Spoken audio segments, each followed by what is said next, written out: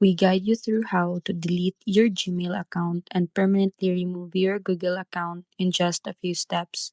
So, the first thing you need to do is to open your browser and go to myaccount.google.com, then sign in to the Gmail account you want to delete.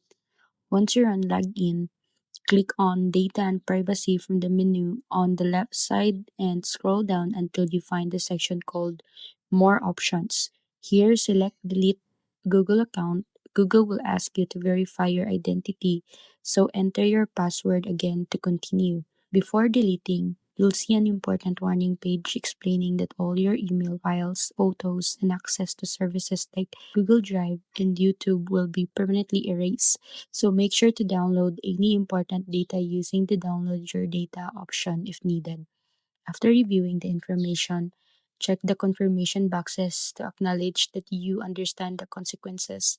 Then click delete account. Your Gmail and all associated data will now be scheduled for permanent deletion. Keep in mind that once the process is completed, you won't be able to recover your email or use the same Gmail address in the future.